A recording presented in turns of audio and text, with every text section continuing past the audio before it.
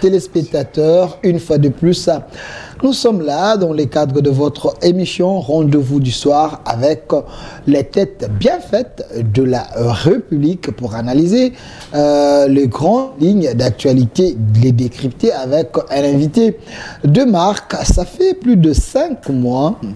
Il était demandé par vous, le public et surtout la diaspora congolaise et certains Congolais éveillés. Manix Iyenda, il était où? Il est où? Il a fait quoi? Vous ne l'invitez pas, pourquoi? Aujourd'hui, vous allez connaître toutes les raisons liées à la personne parce qu'il est ici avec nous. Monsieur Manix Iyenda, député de la rue, l'homme du peuple, l'homme qui est toujours avec le petit peuple, les démunis, les faibles. Il est là avec Monsieur Manix Iyenda. Soyez le bienvenu. Merci beaucoup mon frère Delphin. C'est un grand plaisir d'être reçu encore une fois de plus, après Belle Lurette, sur ces sacrés plateaux que je considère toujours comme un véritable réceptacle des idées républicaines, le temple de la démocratie. C'est par ici que nous avons l'opportunité de nous exprimer librement sur les questions de la République. Permettez-moi de saisir cette opportunité pour dire aussi un grand merci à tous ceux Congolais qui m'ont beaucoup soutenu à travers leurs prières pendant mon périple le plus difficile, lorsque j'étais détenu dans les geôles de services de renseignement. J'ai vraiment vu le vrai amour de mes frères, de mes sœurs, qui m'ont beaucoup soutenu, qui ont soutenu ma femme, qui ont soutenu mon enfant. Beaucoup m'ont mis dans nos prières et aujourd'hui, je suis très heureux de retrouver ma famille que vous êtes et je suis très heureux de partager encore avec vous ces moments de change pour la République. Merci Monsieur Manix Iyenda. On va parler de l'actualité, certains sujets importants de la nation avec vous. Je précise que vous êtes député de la rue, homme du terrain. Mais avant cela, les gens pensent que vous êtes un modèle pour eux, surtout la jeunesse, parce que vous êtes extrêmement intelligent selon le public. Mais il y a l'initiative d'une grande dame, la maman nationale, maman Denise Tshisekedi, l'excellencia. Elle fait en sorte d'aider les diplômés, les gens qui ont distingué, les envoyer dans des pays pour aller apprendre, un jour être utile à la nation. Ça vous dit quoi, l'initiative? C'est le meilleur investissement. Je peux avoir la vidéo. Okay. Il n'y a pas mieux qu'un investissement qui s'oriente vers les secteurs de l'éducation. Il y a bien de femmes, il y a bien des présidentes de fondations qui font de dons avec de biens fongibles, de biens consommables, des dons de vêtements. Mais là, je pense que la première dame est en train d'investir pour préparer l'avenir de toute une génération. C'est un investissement pour renforcer les capitaux humains, pour former le jeune et soumettre le jeune devant une grande responsabilité qui est celle de bâtir un Congo plus beau qu'avant, parce que l'avenir de ce pays est entre les mains de jeunes. C'est les jeunes qui vont écrire une nouvelle histoire, une nouvelle page, retracer une nouvelle trajectoire de notre destinée en tant que pays qui quittera d'un point vers un autre. Et donc, voir une femme qui investit dans le jeune, je pense que moi, en tant que citoyen, je ne peux que l'encourager et au besoin apporter ma petite pierre de contribution pour permettre à ce que son œuvre arrive à atteindre vraiment les objectifs le plus attendus. Encore une fois, salut pour ces sacrés investissements pour les vies de jeunes Congolais de mon pays. Voilà, c'est aussi une motivation pour nos diplômés, les finalistes. Si vous faites des bons points, l'excellencia peut également jeter un œil sur vous, vous prendre et vous envoyer là où il faut pour que vous soyez utile à la nation. Mais quelle place que vous donnez à la femme dans la classe politique congolaise? Pensez-vous que les femmes ont leur place? Mais bien sûr que oui. La femme a toujours été considérée comme une agent je vais dire, principal dans la vie sociétale d'un pays. C'est la femme qui joue le grand rôle. La femme, c'est le moteur d'une société. La femme, c'est la gardienne d'une nation, le protecteur de peuple. Sans la femme, le monde n'évoluera pas. Sans la femme, les familles considérées comme de noyaux de base de société, les familles seront fissurées, détruites, effondrées. C'est la femme qui donne l'essence à la vie. C'est la femme qui gouverne nos premiers pas. C'est la femme qui nous apprend comment parler, comment se tenir. C'est la femme qui nous apprend comment aimer. De quelle femme parlez-vous? La femme qui a une enveloppe séductrice ou la femme qui a une tête bien faite?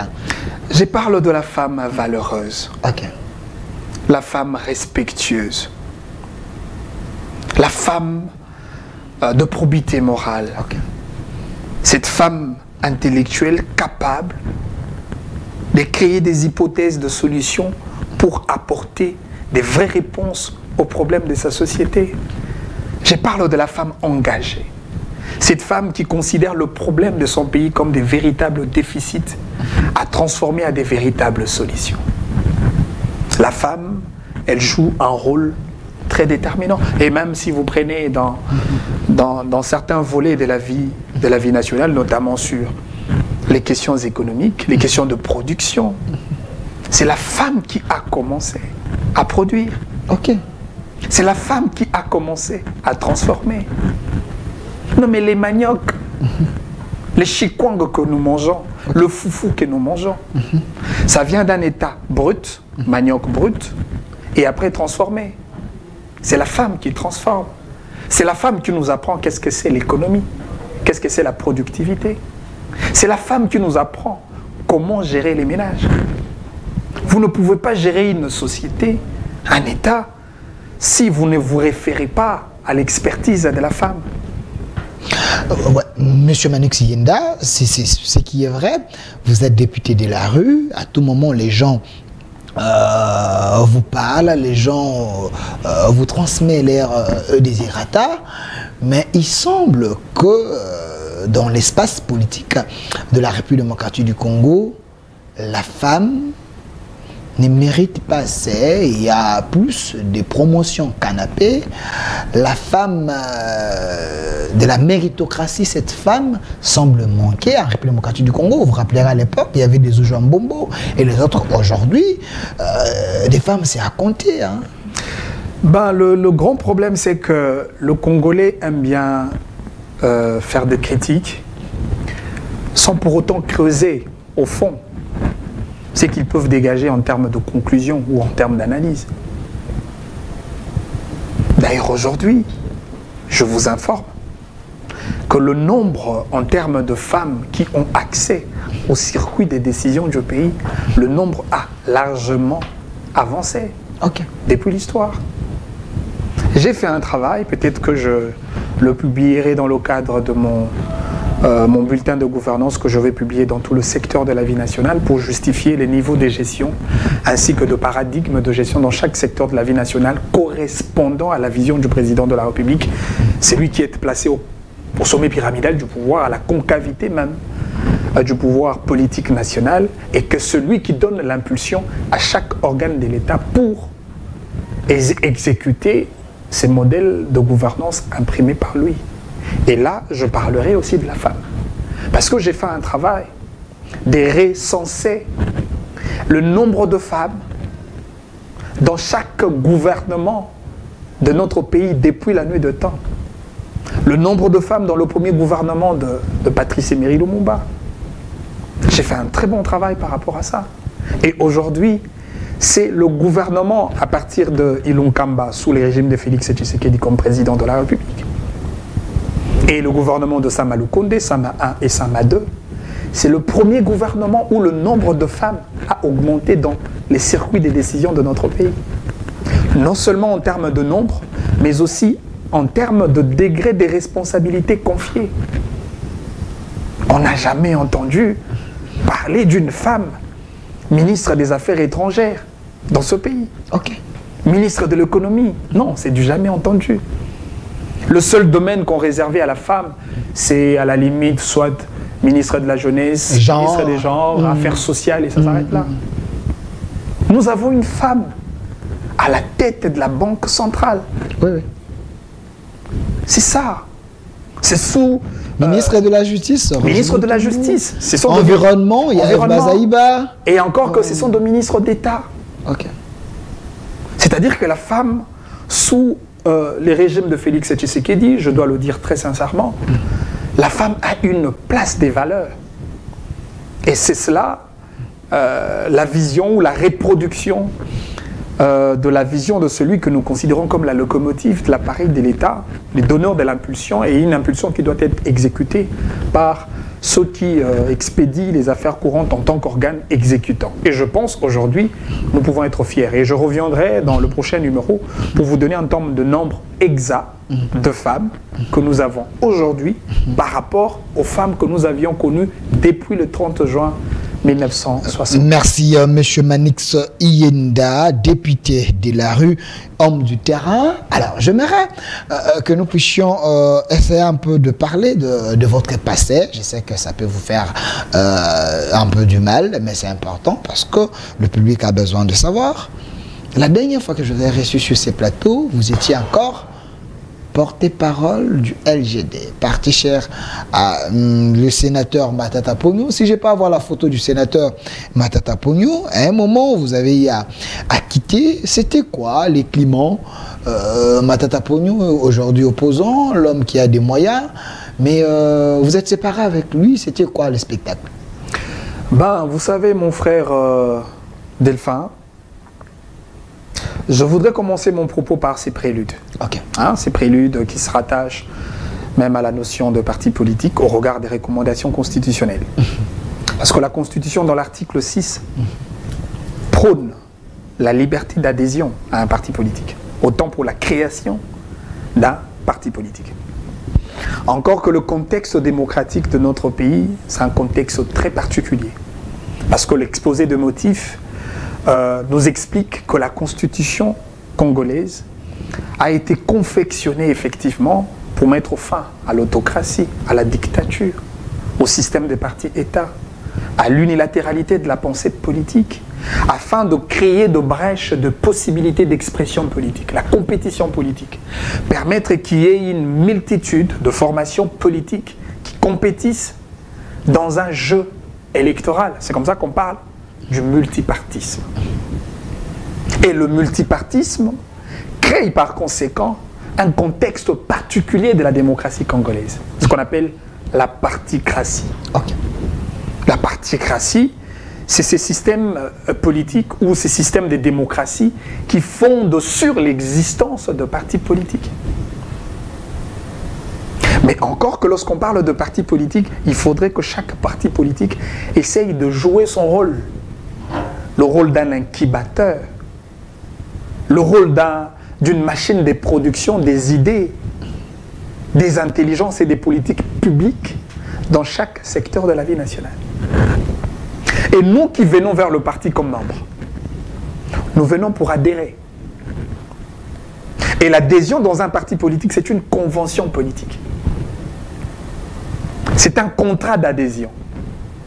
C'est-à-dire, au départ, le citoyen estime que la vision telle que présentée, parce qu'il est de bonne loi avant d'adhérer à un parti, d'abord de lire son statut. La vision que j'adhère, est-ce que cette vision correspond à mes principes, à mes credos, à mes valeurs que je considère comme le leitmotiv de mon engagement politique? Ce qui a été le cas pour mon adhésion dans ce parti qu'on appelle Leadership et Gouvernance pour le Développement, dirigé par les sénateurs, M. Augustin Matata Pogno Mapon. J'ai adhéré parce que j'estimais qu'au départ, la vision maîtresse, cette vision, elle était commune. Nous l'avons partagée comme telle. Mais au fil du temps, le parti est créé, nous avions fait le travail d'implanter les partis, de mobiliser, et j'étais pratiquement au four et au moulin pour présenter les paradigmes du parti. mobiliser les gens autour des idéaux du parti. Je l'ai fait en tant que le premier soldat du parti. Mais après un temps, la dichotomie s'est installée. La divergence de point de vue. Pourquoi? Parce que les partis n'émettaient plus sur la même longueur d'onde avec mes valeurs en tant qu'acteur politique. Ok. Parce que la valeur cardinale, ma valeur cardinale, c'est d'abord le nationalisme républicain. Alors que le parti m'a condamné pour avoir défendu l'intérêt de la patrie. Il vous souviendrait que je commence par là. Lorsque le président rwandais Paul Kagame avait tenu des propos désobligeants à l'égard du président de la République, tout en remettant en cause même sa légitimité électorale, il y a eu même une vidéo d'un jeune Rwandais qui a invectivé sur tout un peuple. Il m'a fallu une réaction citoyenne. J'ai fait une déclaration. Je me rappelle, vous étiez dans l'opposition, mais là, face à cette actualité, vous avez agi comme un patriote, un républicain. C'est cela le nationalisme républicain, considéré comme ma valeur de base sur le plan politique. Parce qu'en temps normal, Kagame n'a pas de leçon à donner à Tshisekedi. Moins encore à la République. Kagame, c'est un monarque absolu. C'est un tyran. On dit plutôt que c'est un démocrate. Non, mais c'est un dictateur. Kagame ne connaît pas ce que c'est, le fait d'être élu par son peuple. Le pouvoir de Kagame, c'est un pouvoir de sang. Non, Kagame a été élu avec plus de 90 quelques pourcents. Non, mais écoutez, ça c'est... Qui ne sait pas que le peuple rwandais, c'est le peuple le plus traumatisé du monde? Qui ne le sait pas? C'est un peuple asphyxié, brimé. C'est un peuple qui n'a pas le droit. C'est un peuple qui ne possède pas son avenir entre les mains. Pourquoi? Parce que c'est lui qui dirige le pays. C'est un grand monarque absolu. Il a fallu donc réagir contre ces messieurs, contre ces dictateurs. Et j'ai appelé à la solidarité nationale, bien entendu, tous les acteurs politiques de tous bords, de toutes tendances, à reconsidérer la patrie comme notre véritable dénominateur commun. Parce qu'au-delà de nos tendances, au-delà de nos points de vue, de nos divergences, au-delà de nos ségrégations politiciennes, nous avons le Congo comme les dénominateurs. Nous avons le sang congolais. Malheureusement, le fait de tenir ces discours, le fait de faire cette déclaration contre Kagame, ça m'a coûté malheureusement l'exclusion au parti. Ok. Pire encore... Est-ce qu'on avait suivi la procédure Je reviendrai sur cette question de procédure parce qu'à un moment donné, le parti me reprochait même le fait d'être proche à mon ami et frère Christian Bossembe. Ok. Qui est le président du CESAC? Le président du CESAC. Ok. Moi, j'ai connu... Mais vous n'avez pas commencé avec Christian Bossembe sous le régime Tshisekedi. Non, mais... Je me rappelle, ça date. Hein. Christian, c'est un frère. Moi, j'ai connu Christian en Mbandaka. J'ai passé de temps chez Christian pendant 6 mois, chez eux. Je dormais sur le même lit que Christian Bossembe. On se réveille le matin. On part à l'école ensemble. On a étudié ensemble. J'ai vu quand Christian a commencé sa petite carrière médiatique à Mbandaka. Ok. La première aventure avant que Christian embrase le chemin du journalisme, cette première aventure, Christian était avec moi. Ok. Nous étions dans une maison inachevée. On a pris un poste radio. On a mis la cassette.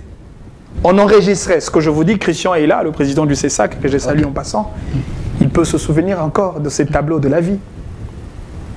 Et lui me posait des questions comme un invité. Malheureusement, j'avais pris le rôle d'un rappeur. Ok. C'était ça le début de Christian Bossembe. Et puis après, il a fait la radio Ekanga, la radio Mambenga, Radio Liberté, Radio Esukafaya. C'était une célébrité de la ville de Mbandaka. Nous sommes venus, Christian a pris sa direction, moi j'ai pris ma direction. On ne mettait pas sur le même longueur d'onde sur le plan politique, mais la famille demeure sacrée. Ok. Le président de la République a nommé mon frère. Je suis allé à la maison pour féliciter mon frère. Et pour ça, le parti me traite d'un espion, d'un traître. Au point qu'on m'a commencé à m'arracher certaines responsabilités. Ok. En tant que secrétaire national en charge de communication immédiate du parti. Jusqu'à ce qu'on a tenu une réunion où il fallait quand même déplorer un certain nombre de choses dans le fonctionnement du parti. Malheureusement, après la réunion, c'était la suspension. On me suspend. Et je prends le courage d'appeler le président national du parti pour lui dire ceci. Pour lui dire ceci. Monsieur le Président, vous et moi, nous nous battons dans votre dossier, Boukangalonzo, bien entendu, pour que la justice essaye de respecter les procédures. Mais pourquoi, me concernant, vous avez voulu qu'on me suspende sans respecter la procédure? On m'a suspendu sans que je ne sois notifié au préalable. Ok. J'ai vu ma suspension dans les réseaux sociaux, dans le groupe WhatsApp des cadres du parti. On m'a suspendu de 2, sans créer une commission disciplinaire pour tabler autour du comportement posé par la personne ou le cadre que vous reprochez. Et cela est une recommandation du statut et du règlement intérieur du parti. On m'a suspendu sans pour autant réaliser que la suspension est une mesure disciplinaire. C'est une décision administrative interne. Mais à ma grande surprise, je vois ma lettre de suspension sur Twitter, sur Facebook. C'est-à-dire le fait de dire à Matata, mais pourquoi à moi vous ne voulez pas respecter les procédures? Et je lui ai même dit, c'est cela le leadership et la gouvernance que nous prenons. À ma grande surprise. 3 jours après. Quelle était sa réponse? Non, mais c'était l'exclusion du parti. Donc il avait... C'était l'exclusion. C'était l'exclusion. Ok. Et le motif de l'exclusion, on dit manquement à la hiérarchie. Ok. C'est-à-dire le fait pour moi de réclamer le respect des procédures, c'était ça le manquement à la hiérarchie. Pire encore. Donc Matata et sa suite. Hein. Voilà, les dirigeants du parti. Okay. Pire encore. J'ai été nommé en tant que secrétaire national en charge de communication du parti par le président national du parti. Mais malheureusement, je vois dans la lettre de suspension qui me suspend, c'est le secrétaire général. Je vois encore dans la lettre de l'exclusion qui m'exclut du parti, c'est le secrétaire général. Je me pose la question.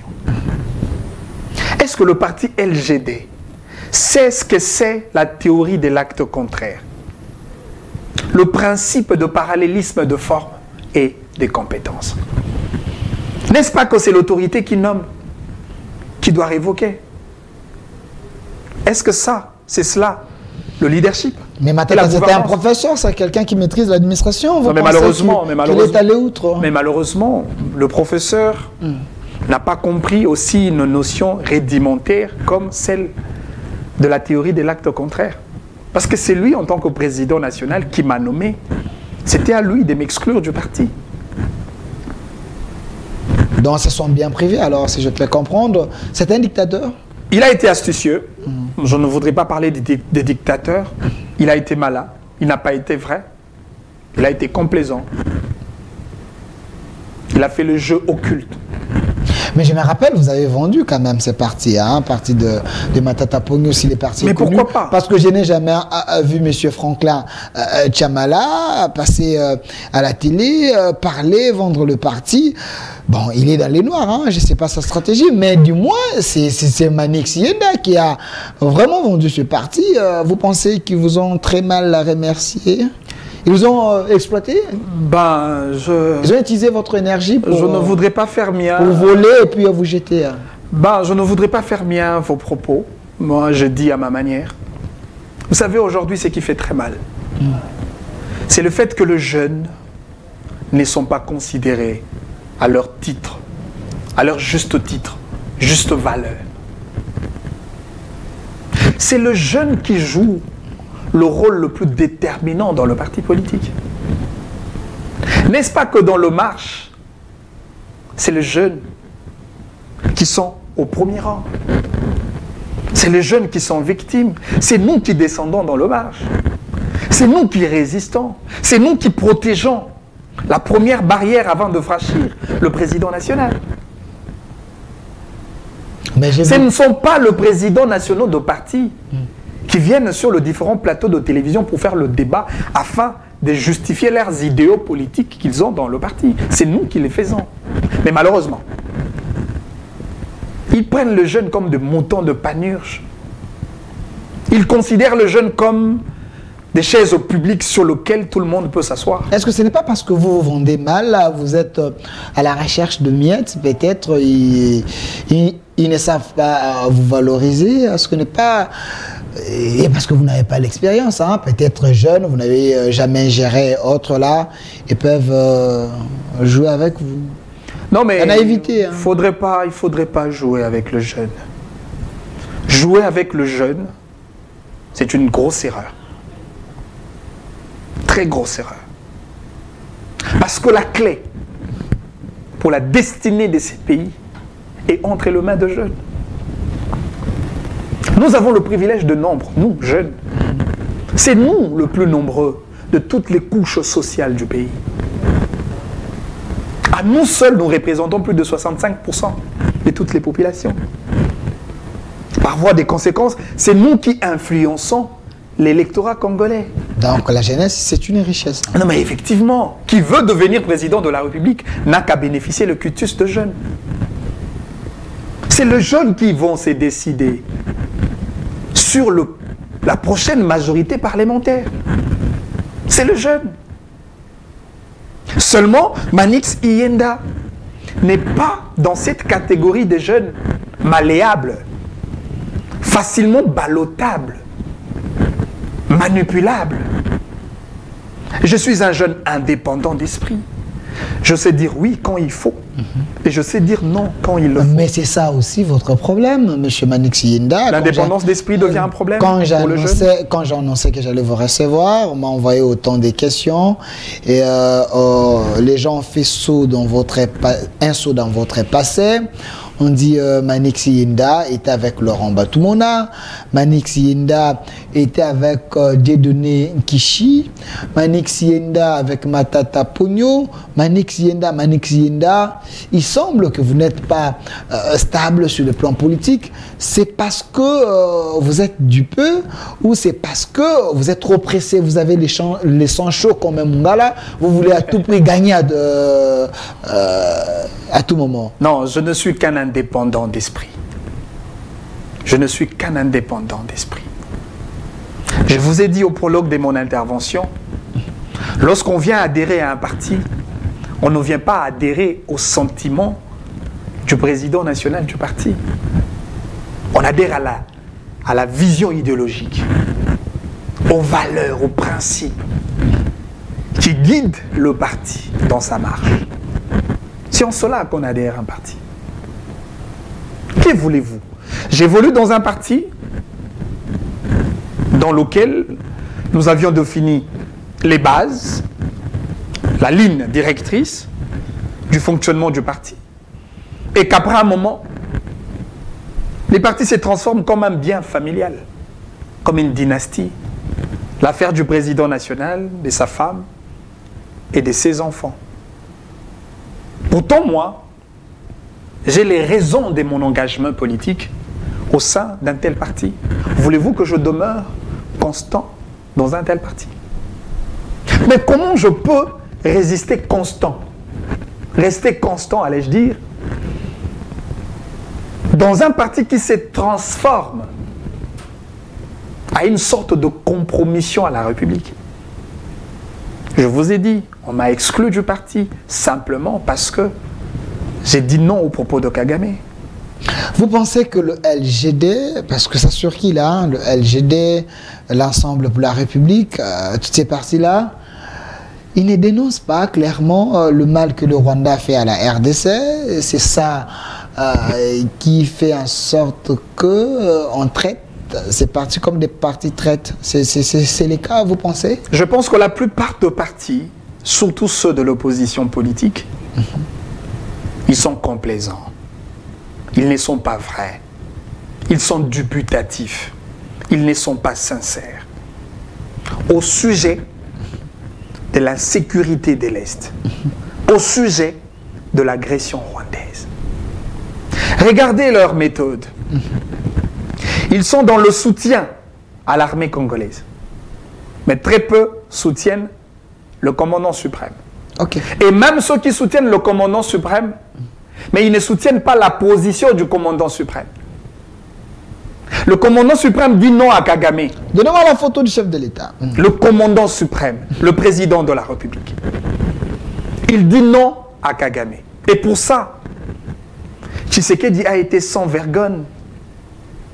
Il a tenu de propos sans embâche à l'égard du Rwanda, mais aussi à l'égard de M. Kagame. Il est là. Mais, alors que les opposants, jusque-là, il n'y a aucun opposant qui a fustigé l'agression rwandaise tout en citant le nom de Kagame. Aucun, si vous en savez. Citez-moi le nom d'un opposant. Katumbi sur France 24. Non, mais écoutez, j'ai suivi ces discours. C'était un discours de farfelu. C'est de la pacotille vide. C'est un homme intelligent, l'homme qui a un bilan à défendre, il était quand même gouverneur. Bah, vous dites que Katumbi est un homme intelligent, j'en veux bien. Quelle est l'intelligence de Katumbi? Il a géré bien Katanga. Non mais quelle est l'intelligence de Katumbi? Il a un projet de société. Lequel? Quel est son projet de société? Il est président de l'Ensemble pour la République. Il est entouré avec les hommes intelligents, les Kamita, je ne voudrais pas faire et tous ces gens-là. Je ne voudrais pas faire des fixations parce que mon registre politique n'est pas celui d'invectiver sur les individus. J'ai beaucoup de respect sur la personnalité politique de mon pays, mais je voudrais nous recommander à faire une politique des responsabilités et non de nivellement. Ne faisons pas la politique de bas étage. Nous allons bâtir un Congo plus beau qu'avant avec des idées qui bâtissent la nation. Je vous ai dit sur ce sujet de l'agression rwandaise, les opposants sont complaisants. N'est-ce pas que ce Martin Fayulu comme opposant, donnez-moi la photo de Martin Fayulu, qui a désorienté le peuple, qui a désorienté le peuple dans un contexte de conflit accru en disant que Tshisekedi était un espion. Oui, Martin Fayulu, je l'ai suivi dire ça. C'est une grosse erreur de communication. Un des grands leaders dans l'opposition. Mais non, entre Fayulu qui dit aux Congolais que Tshisekedi est un espion de Kagame et Tshisekedi qui dit non à Kagame, qui est vrai? Vous prenez le Congolais comme de moutons de panurge, comme des idiots. Vous pensez réellement que Tshisekedi, le président, défend valablement le pays face à ses agresseurs, ou soit Tshisekedi est victime de ses faiblesses devant le Rwanda? Non, mais ce n'est même pas question de penser. C'est ce qu'on a vu. Le président Tshisekedi a fait preuve d'un courage d'État légendaire. Et pour ça, je ne fermerai pas mes yeux. Et pour ça, je n'hésiterai pas une seconde. Je sais que l'opinion a un jugement très facile. Je sais que le réseau social, c'est le seul tribunal qui condamne avec légèreté et facilité. Mais si on me reprocherait le soutien à Tshisekedi pour avoir redéfini une nouvelle trajectoire pour le développement socio-économique de notre pays, je me désole. Je l'accompagnerai. Si on me reprocherait parce que je soutiens la position de Tshisekedi qui veut mettre fin à l'hémorragie de l'insécurité à l'Est, je me désole, je le soutiendrai. Si on me reprocherait le fait de soutenir Tshisekedi qui aujourd'hui essaye de revaloriser l'expertise politique de jeunes en leur confiant une part des responsabilités dans l'appareil de l'État, je suis désolé. Donc vous êtes séduit par cette manière de faire, de faire Tshisekedi. Vous vous êtes dit ça servira à rien de faire l'opposition contre lui. Les bonnes choses vous encouragez pour l'intérêt de la nation. Non mais nous devons nous poser la question, pourquoi nous faisons l'opposition? Nous nous opposons à quoi? Nous nous opposons à quoi? Est-ce qu'on s'oppose à la taille de Tshisekedi? Aux vêtements de Tshisekedi, à la chaussure de Tshisekedi, à la famille de Tshisekedi, à la peau de Tshisekedi? Ou on s'oppose au modèle de gouvernance proposé par Tshisekedi dans chaque secteur de la vie nationale? Encore que même si on s'oppose à la gouvernance de Tshisekedi, mais quelle est l'offre au contraire proposée par l'opposition? Vous avez déjà entendu une opposition qui fait des analyses sur la question de l'agriculture? Vous pensez qu'il n'y a pas cette opposition? Mais il y a un opposant intelligent comme Délice Sanga qui a un projet de refondation de l'État, à moins que je me trompe. Lui, c'est un opposant qui s'est distingué parmi tant d'autres. Délice Sanga, le président de l'Envol. Le président de l'Envol, je pense encore à mon frère Rodrigue, à qui je salue. J'ai beaucoup de respect à la dextérité intellectuelle de M. Sessanga. C'est un monsieur intelligent. Dans un contexte démocratique, si vous êtes porteur d'un projet de société, il faut soumettre ce projet à l'approbation du peuple. Passer par le filtrage intellectuel. Cela voudrait dire, si M. Sessanga est porteur d'idées pour la République, mais qu'il soit prêt pour le débat contradictoire. Qu'il soit prêt pour le débat contradictoire. Et si je cherche un débat comme ça, vous serez... Je suis partant. Je suis partant. Le débat de gouvernance, le débat des principes, le débat de la République. Ok, j'aimerais bien inviter M. Rodrigue Ramazan. Je lance déjà. Mais est-ce qu'il sera à même de reproduire scrupuleusement la vision de son président national? Mais c'est ce que j'ai dit. Qu'à cela n'étienne. Rodrigue Ramazan, c'est un garçon intelligent. Je parle autour de leur projet. C'est un débat autour de leur projet des sociétés sur la refondation de l'État. Et Manix Yende également a aussi l'offre politique à donner. Donc, on peut faire ces projets d'État. Exact. Pas de débat. Non, mais c'est ça le rôle. C'est ça le rôle d'un parti politique. Un parti doit proposer des offres politiques de qualité. Parce que le peuple va orienter ses voix par rapport aux propositions données par les opposants. Et non de gens qui résistent. Ok, parce que vous soutenez les chefs de l'État par rapport aux initiatives, déjà je vous promets ces débats, essayez un peu de mettre en propre le projet des sociétés de Félix Tshisekedi par rapport à ce que vous voyez. Et non, moi je ne défends pas, non, s'il vous plaît, je voudrais mettre une incise, c'est très important. Je ne suis pas le porte-parole du président de la République.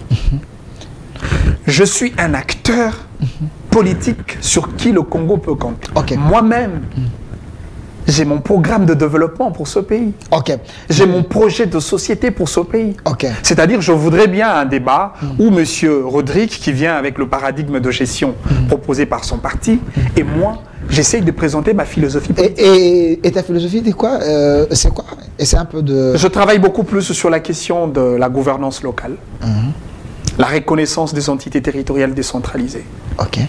Je suis en train de démontrer la possibilité de parler du développement de ce pays, tout en mettant en avant-plan les entités territoriales décentralisées qui bénéficient d'une certaine autonomie administrative que financière. Je suis en train de démontrer dans mon analyse que c'est possible qu'une commune mobilise plus de 1 milliard de dollars l'an comme budget communal, budget communal. Vous pensez que c'est la priorité pour la RDC? Non mais c'est la priorité, c'est la priorité base. Des priorités. Non mais écoutez... Contrairement à certains projets de société de certains partis. Malheureusement, il n'y a aucun acteur politique qui s'intéresse sur la question de gouvernance locale.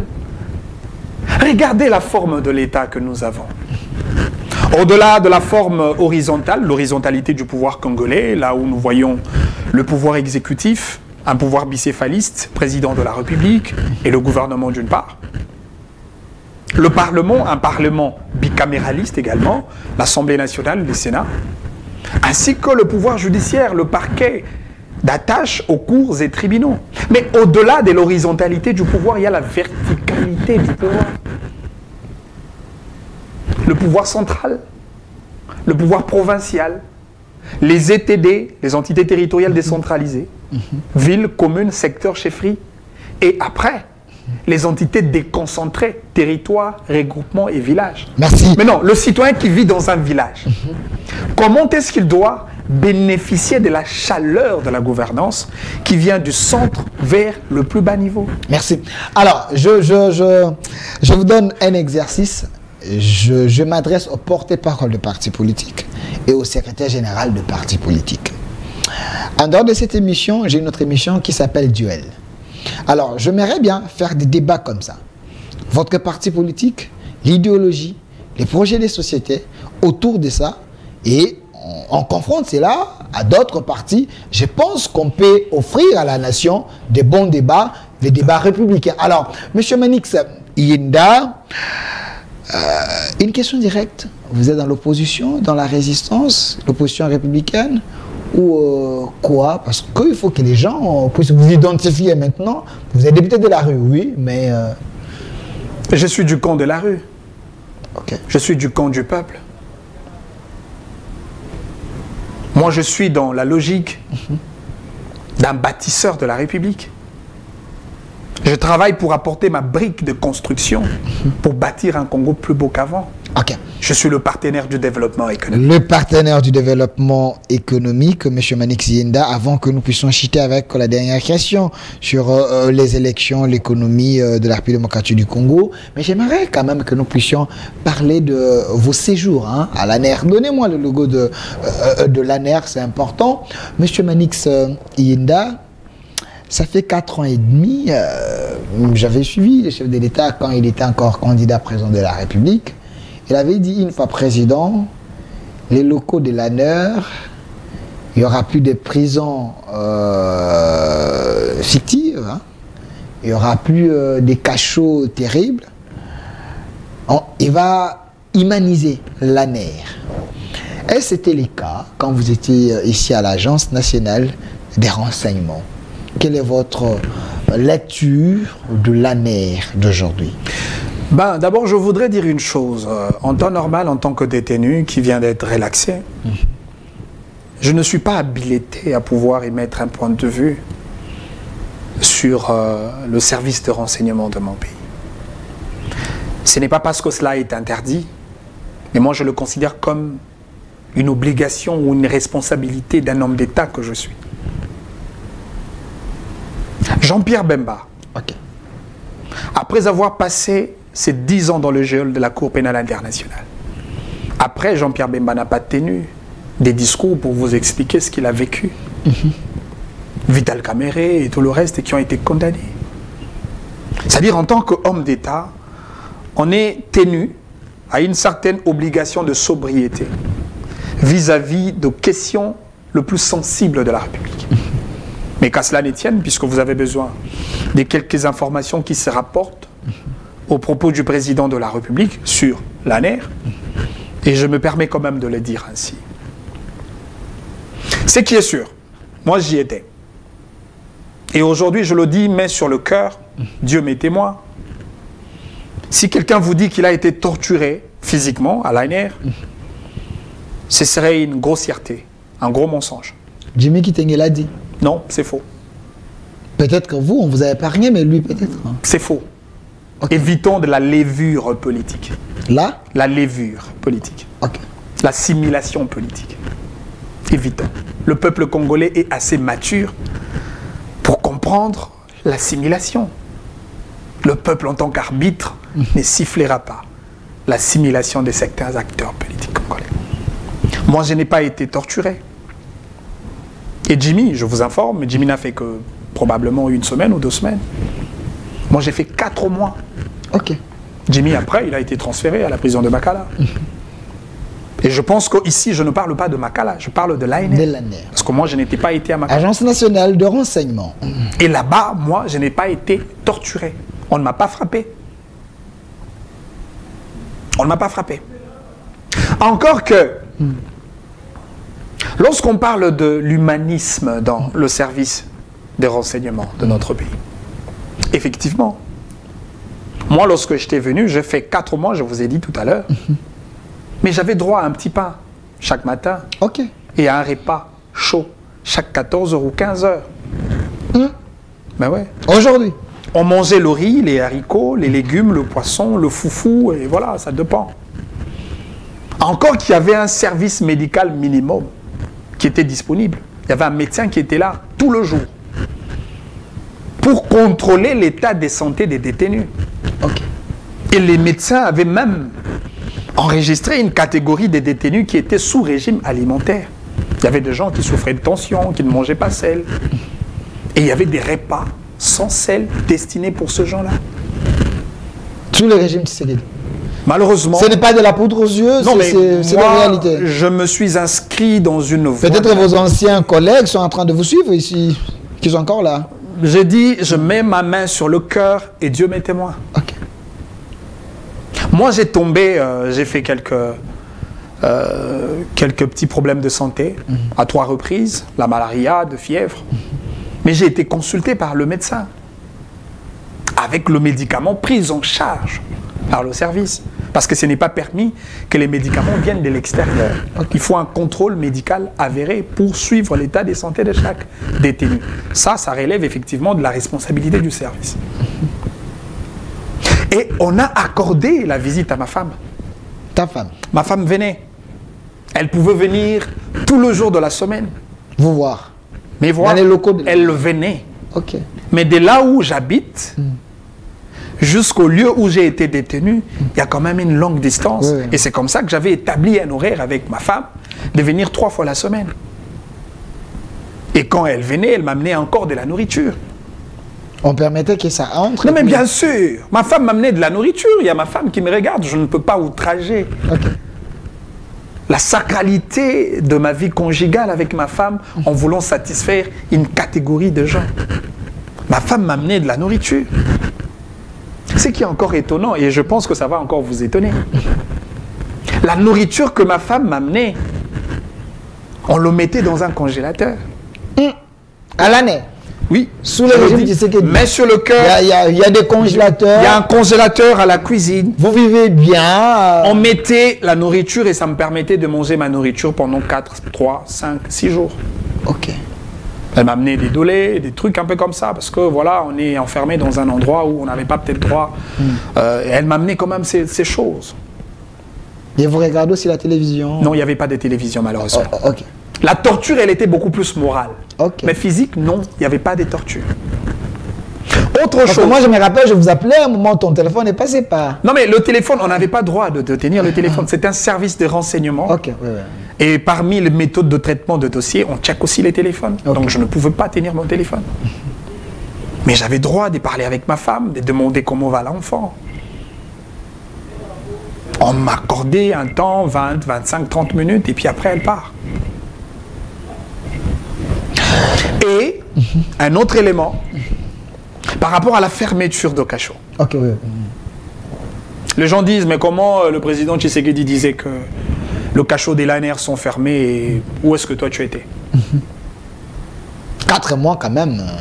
Il semble que selon les lois de la République, 72 heures dans les locaux de l'ANR et puis malheureusement, tous ces gens devant votre juge naturel s'il y avait des motifs. Mais tous ces gens qui vous avez violé la Constitution en restant là-bas pendant 4 mois. Tous ces gens qui parlent de l'ANR, que ce soit les journalistes, que ce soit le politique, que ce soit la population.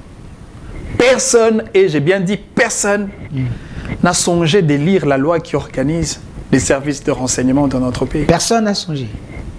Là, vous lancez un défi, vous avez lu? Non, mais ouais, moi j'ai lu. Après, quand je suis sorti, j'ai lu, j'ai essayé de regarder. Okay. C'est en cela qu'on peut faire des échanges constructifs. Okay. Les gens spéculent. Les gens racontent des choses. Au niveau de l'ANR, c'est vrai, il y a eu une politique de synchronisation de détenus. Cela voudrait dire quoi? On ferme tout le cachot parallèle qui existait dans le temps passé. Okay. Les cachots officieux, parce qu'il y avait des containers, des maisons inachevées, des parcelles privées où on mettait des citoyens dans des conditions le plus inhumaines possible. Et le président Tshisekedi, au travers de son propos, il a dit qu'il faudrait fermer ces cachots. Malheureusement, il y a des gens qui l'ont pris au premier degré parce qu'il n'y a aucun service des renseignements au monde qui existe sans avoir un cachot de détention. Okay. Aucun au monde, ça n'existe pas. Okay. Même la DGM. La DGM a un cachot de détention. La CNS a un cachot de détention. L'auditorat militaire. Okay. Parce que le cachot de l'ANR ainsi que tous les autres cachots que je viens de citer, c'est considéré comme des cachots transitoires. Okay. C'est-à-dire vous venez par l'ANR travaille, essaye d'analyser sur les questions qui entrent dans son champ d'études, notamment les questions d'ordre sécuritaire, les questions de sûreté de l'État. Et puis après, l'ANR dégage des résolutions finales et on vous transfère vers le parquet indiqué. Si dans votre dossier, il y avait des éléments militaires qui s'y attachaient, on va vous conduire vers les parquets militaires, l'auditorat. Si c'est un dossier civil, c'est vers le parquet civil. Et si après analyse que l'on pense, oui, effectivement, il n'y a pas de choses assez réprochables à charge de tels messieurs, l'ANR vous libère. Il vous laisse partir. Mon frère Delphin, je veux dire une chose. Beaucoup de jeunes, et même certains acteurs politiques, la population congolaise, beaucoup, nous tous, nous regardons le pays à la télé. Les gens regardent le Congo par rapport à ce qu'on voit sur les réseaux sociaux, ce qu'on entend dans le radio. Les vraies réalités de ce pays nous échappent. Les vraies réalités de ce pays nous échappent. J'entends sur les réseaux sociaux les gens dire eh ben, Manix a été, voilà, il a été recruté. Recruté comme l'agent de l'ANR. Comme l'agent de l'ANR, on a lavé les cerveaux, des choses comme ça. Ça, c'est les nivellements. C'est le débat. On a formaté votre cerveau pour que vous soyez au service de Tshisekedi. Non, mais... Vous avez monnayé votre intelligence. Ce qui est incongru. Ce qui est incongru. Mais n'est-ce pas que le service de renseignement, l'ANR, est un service public de mon pays? Est-ce que travailler dans un service public de l'État serait un crime ou un péché? C'est le cas? Non, mais l'ANR, c'est un service public. C'est pareil comme l'ARPTC, c'est pareil comme les autres entreprises publiques, etc. C'est pareil comme quelqu'un qui travaille à la SNEL, Régie des eaux et tout le reste. C'est-à-dire, vous voulez condamner le Congolais qui travaille dans le service public de l'État. Quel nivellement? Quel niveau de caniveau? Vous devenez un flic pour mettre les autres en mal. Non, mais c'est qui était... Il faut avoir peur maintenant des manifestations. Non, mais c'est qui est incompréhensible. Okay. Vous savez, les gens sont tellement amnésiques, hein? Malheureusement sélectifs. Si Sonia Rollet est rattachée au service des renseignements français, ça, on trouve ça normal. Mais si c'est Delphin, comme journaliste, est rattaché au service des renseignements de son pays, là, ça devient un problème. C'est-à-dire, les gens regardent l'ANR comme une secte, hein, comme le franc-maçon. Bon, peut-être on avait déjà mal vendu, hein, non, mais justement, et les autres. Non, mais regardez. Les gens peur, juste quand ils entendent parler, Agence nationale du renseignement. Et ça, ce sont des stéréotypes. C'est le mauvais cliché qu'on a imprimé. Et d'ailleurs, moi, si l'ANR me recrute, je serai l'homme le plus heureux. Si l'ANR me recrute, je serai l'homme le plus content. Moi, je souhaite plutôt que l'IGF puisse vous recruter. Non, mais là, quand même, il y a des gens qui font l'argent de la République. Vous pouvez apporter un plus. Non, mais le bien d'être recruté. C'est mon souhait. Le bien d'être recruté dans un service de renseignement, c'est que vous aurez des informations que d'autres n'ont pas. C'est ça l'avantage. Merci. Le plus grand politicien de partout au monde passe par le service de renseignement. Vous voulez que je me permette de citer le nom de certains politiciens ici chez nous dans ce pays? Non, c'est important. Non, mais il faut quand même qu'on essaye de changer notre compréhension de choses simples, et on veut le rendre difficile. Merci, monsieur Manix Iyenda. Nous chutons avec vous. Il nous reste quelques minutes. Alors, j'aimerais bien que nous puissions parler du processus électoral. Monsieur Philemon, donnez-moi la dernière vidéo là de monsieur Faïlou. Ça s'est fait aujourd'hui. Il a fait une déclaration. Faïlou ne va pas prendre part aux élections si on n'essaye pas d'auditer notre fichier. Il semble que Bon, selon lui, Tshisekedi a tout planifié pour avoir un autre mandat et aussi changer la constitution pour organiser un mandat de 7 ans, rester le plus longtemps possible pour gérer la RDC avec ses amis. C'est un leader qui parle, M. Manix, vous êtes député de la rue. Une réaction? Ben, ce qui est très dommage, c'est que de gens que vous qualifiez des leaders n'ont pas assez d'idéaux politiques. Faïlou? Je ne voudrais pas rester sur lui en citant son nom, forcément. Okay. Mais de gens que nous considérons comme des leaders. Dans la plupart des cas, beaucoup n'ont pas d'idéal politique. Si vous prenez le nom de ces gens-là, hein, leur nom, et le nom de leur parti, vous prenez leur visage, essayons d'enlever leur nom, leur visage, le nom de leur parti, essayons de voir s'il y a une idée que l'on peut identifier à la personne.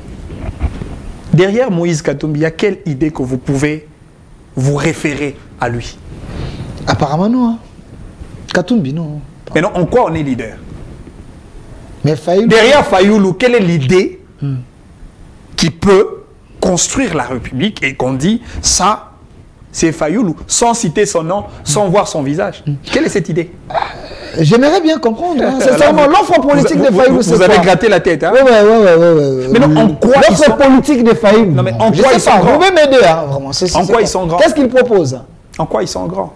À la limite, Noël Tiani était venu avec son plan Marshall. Oui. Et Matata Pogno aussi, mais Non, mais c'est quoi son idée? Vous dites? C'est quoi son idée? Matata Pogno. Vous retrouvez Matata au travers quelle idée? Quand vous voyez, vous dites non, ça, c'est Matata. On dit l'homme de la bonne gouvernance.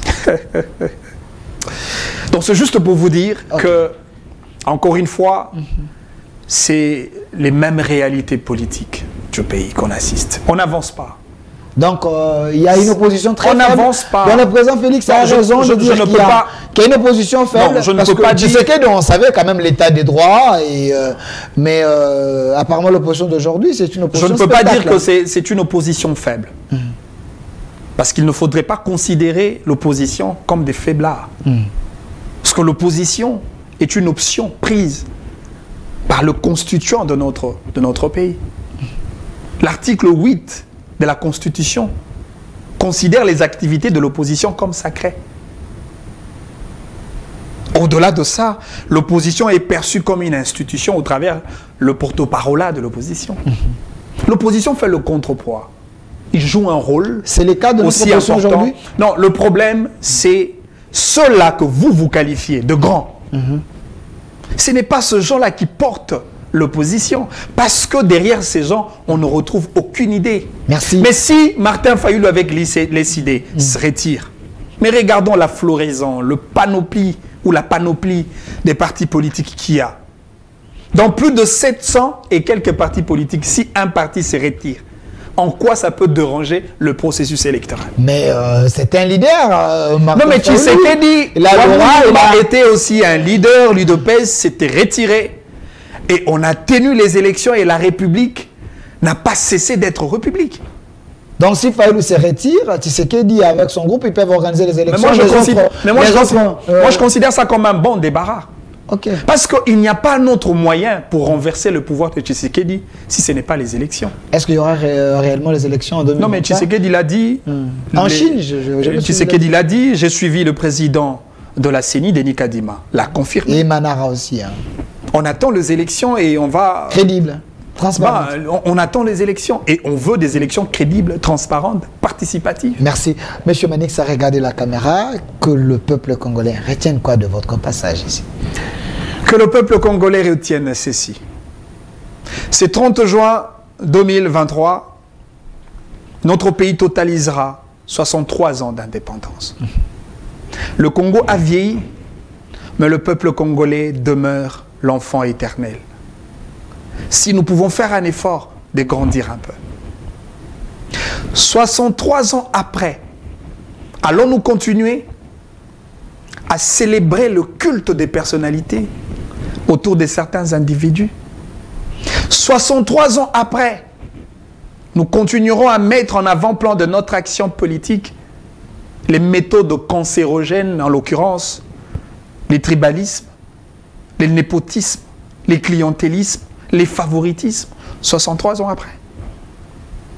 63 ans après, est-ce qu'on ne peut pas s'asseoir et se poser des grandes questions sur la nouvelle trajectoire et la destinée même de notre pays?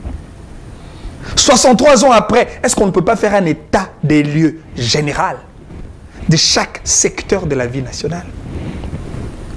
63 ans après, est-ce qu'on peut faire un inventaire de ce que nous avons hérité des colons belges? 63 ans après, est-ce que nous pouvons formater l'homme congolais? 63 ans après, est-ce qu'on peut compter sur la jeunesse congolaise? Merci. C'est à moi de vous dire merci. Merci, monsieur Manix Iyenda, député de la rue, l'homme du terrain. Il est ici, c'est un homme intelligent de mon pays. Alors, je veux préparer ces débats avec Rodrigue Ramazani, lui qui est porte-parole de l'Envol, un débat idéologique sur le projet des sociétés également. On va en parler. J'aimerais bien offrir à ma nation de tels débats. Je pense que ça serait mieux. Et aussi, je souhaite un jour, dans mon pays, les candidats présidents de la République, avant qu'on aille aux élections, qu'il y ait également un débat, que nous puissions évaluer les niveaux des candidats présidents de la République, comme ça s'est fait ailleurs. Pourquoi pas en République démocratique du Congo? Vous pensez que nos candidats ici, ils ne sont pas capables de tenir un débat pendant quelques minutes, parler de la société? En Afrique, est-ce que ça s'est fait? Pourquoi pas? Nous avons les Africains intelligents. Merci. Restez fidèles à nos programmes ici sur la chaîne de la Maman Nationale. La rediffusion de cette émission, c'est à minuit, mais directement, vous allez aller sur nos chaînes en ligne, CSS Télévision ou au Centre Télévision, vous allez voir directement cette émission. Au revoir.